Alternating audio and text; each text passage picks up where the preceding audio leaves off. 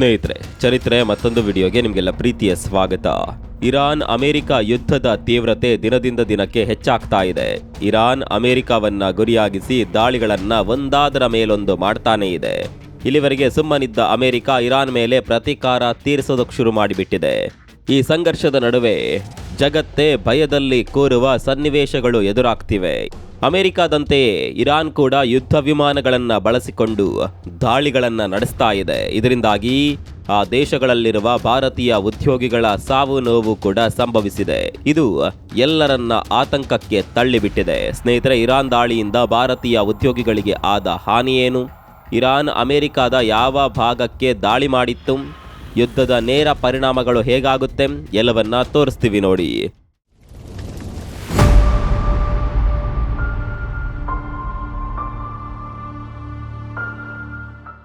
Iran ಅಮೆರಿಕದ ಯುದ್ಧದ ತೀವ್ರತೆಯ ಕಾವು ಭಾರತೀಯರಿಗೆ ತಟ್ತಾ ಇದೆ.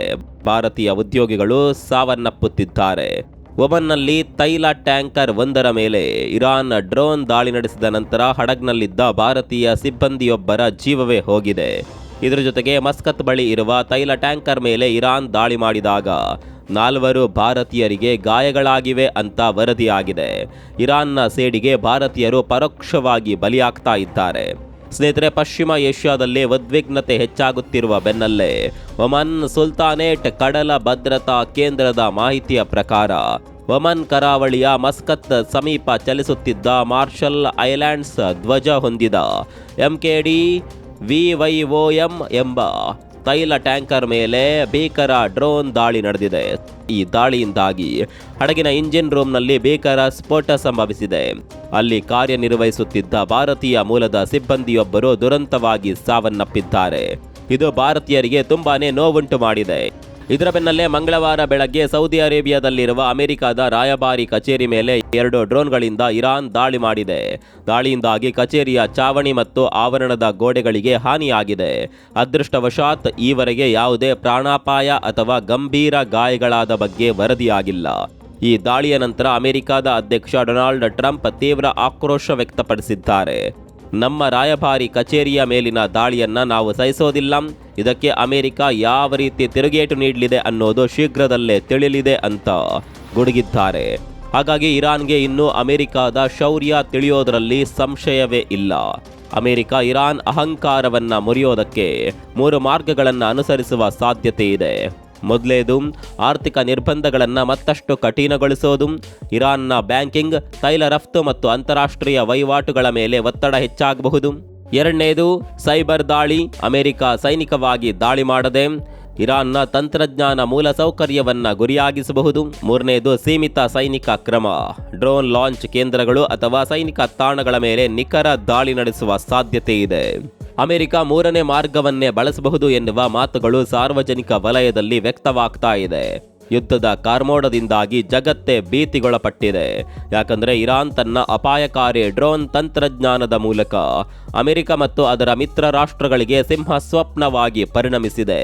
ಸೌದಿ ಅರೇಬಿಯಾದಿಂದ ಕುವೈತ್ವರೆಗೆ ಇರಾನ್ ತನ್ನ ನಿರಂತರ ದಾಳಿಯನ್ನ ಮಾಡ್ತಾ ಇದೆ.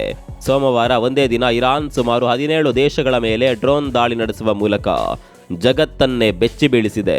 ವಾಲ್ ಸ್ಟ್ರೀಟ್ ಜರ್ನಲ್ ವರದಿಯ ಪ್ರಕಾರ ಯುದ್ಧದ ಮೊದಲ ದಿನವೇ ಇರಾನ್ ಬರೋಬ್ಬರಿ 1000 ಡ್ರೋನ್ಗಳನ್ನು ಉಡಾವಣೆ ಮಾಡಿತ್ತು.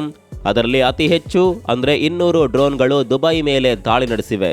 ನಂತರದ ದಿನಗಳಲ್ಲಿ ಕುವೈತ್ ಮತ್ತು ಸೌದಿಯ ತೈಲ ಕಂಪನಿಗಳ ಮೇಲೂ ಕೂಡ ಇದೇ ಡ್ರೋನ್ ಬಳಸಿ ದಾಳಿ ಮಾಡಿದೆ. ಇರಾನ್ ಟಾರ್ಗೆಟ್ ಮಾಡ್ತಾ ಇರೋದು ಸೌದಿಯ ಅರಾಮ್ಕೋ ಕಂಪನಿಯನ್ನ.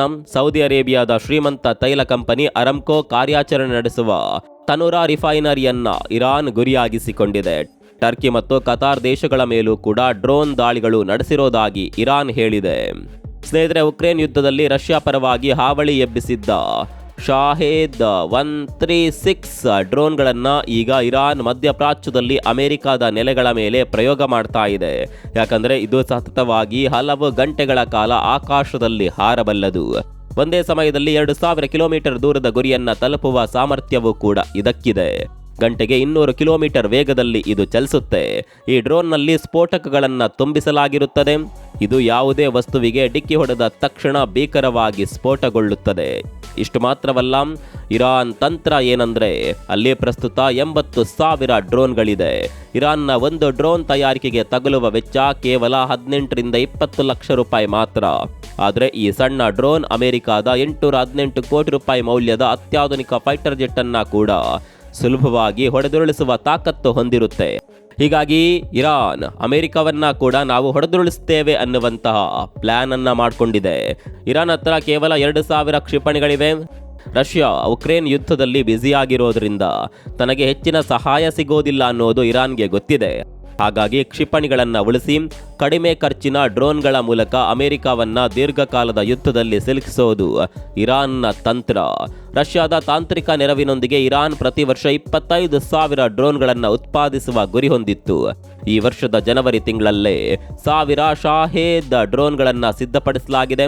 ಹಾಗಾಗಿ ಇರಾನ್ಗೆ ಆನೆ ಬಲ ಕೂಡ ಇದೆ.